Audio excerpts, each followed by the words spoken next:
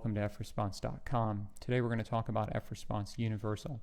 Specifically, we're going to go through the fresponse universal management console and cover the options available within it. We're also going to cover briefly the fresponse universal model. fresponse universal runs as a central server which both subjects and examiners communicate with. Subjects and examiners communicate through the universal server to establish connections and to map devices and create images. We also have the options available in our management console for collecting data from third-party sources, things like SMB and SFTP shares, as well as cloud storage environments. We'll start today by authenticating to the universal server that we have configured in our display. And then we can see there are no items, so there are no subjects currently talking to our universal server, so we'll go through the process of deploying the software now. We have multiple options for deployment. We could deploy the covert subject over the network using SMB. We could export a covert Microsoft software installer suitable for deployment using your own third-party tools, or we could export a GUI or a graphical subject or command line executable. For the presentation today, we'll deploy the covert subject via the network. We'll start by configuring some credentials to use for that deployment operation by inputting some test credentials on our domain.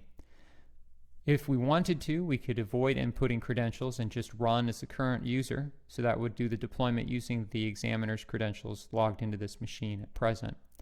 Alternatively, if we were looking to deploy to non-Windows systems, we could put in a user account and assume root privileges using su or sudo, or a root account directly. Deployment to non-Windows systems is done with SSH and SFTP. Deployment to Windows systems is done with file and network printer sharing services. Alright, we'll go ahead and press OK and then type in the host name of the remote machine we would like to deploy the fresponse software to. You could use either an IP address or host name. In this instance, we are using a host name.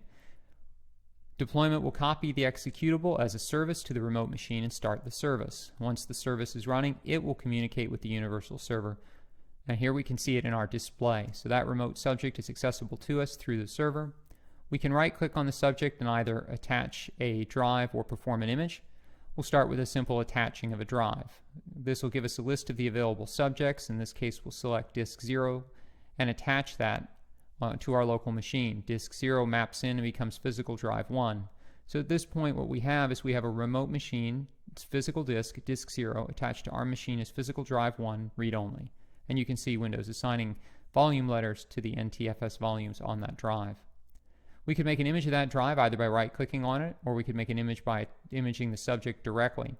In both instances, the dialog looks the same. It allows us to select a specific target, and then, of course, define the name and the properties for our E01 or expert witness style image.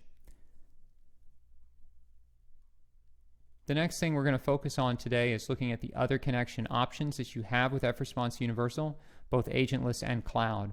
Agentless connections are just like it sounds. It's our ability to collect data from remote SMB or SFTP shares, file and folder content only. So we've got an SFTP server configured. We'll go ahead and drill into that server and locate a specific directory. Then we'll copy out all the contents of that directory, resetting its dates and times commensurate with the dates and times that the server offers, and we can collect it either to a VHD or to a local directory. For the sake of expediency, I'll just choose a local directory here. We'll go ahead and save it into this collection folder and press OK and issue the collect operation. The collection will run as a separate process, and here you can see it in the activity panel, and will provide status updates periodically. While that's running, we'll turn our attention to cloud storage. Right now, fresponse supports a large number of different cloud storage providers: Amazon, Box, Dropbox, Google Drive, G Suite, or Google Workspaces, etc. We're going to focus in on Amazon because we have an account configured there today in our console. We're going to double click on that account and we'll get a listing of buckets available to us as well as their regions. Select a bucket and then decide if you want to collect to a VHD or a local directory. And then of course you'll have the same options for browsing through that bucket to locate a specific directory that you might want to collect. We're going to go ahead and collect the entire bucket, including all subfolders, and we'll go stick it in the same location that we have our existing SFTP collection going to.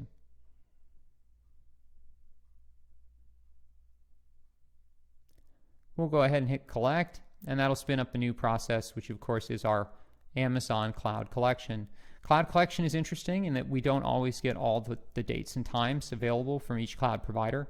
Amazon, for instance, only provides a last modified time, so both the accessed and created times are zeroed out. If you were to look at the data using a forensic tool, you would either see dates and times somewhere around the 1600s or of 0, both of which are effectively the same.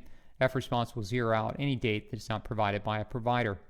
In fact, all of the provider dates and where they come from are available in mission guides specific to each provider on our website.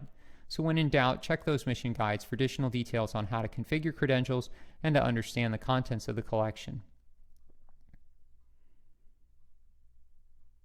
The entire process, as you can see, is pretty straightforward. It gives you the ability to map devices from remote machines and to perform images, or to use your own imaging tool against locally attached read-only disks. In addition, we give you the ability to collect data from SFTP and SMB shares, as well as cloud storage. We'll go ahead and remove these completed collections. The actual data still resides within the file and folder destination where we saved it. And we'll detach the disk. Detaching the disk will remove it from our machine, and then it's a simple matter of returning to the server, selecting and right-clicking on the actual subject, and telling it to stop and remove the subject software. That'll return the remote machine to the way it was before we started. So this gives you a good overview of F-Response Universal, gives you a feel for how the product works and what the overall steps are.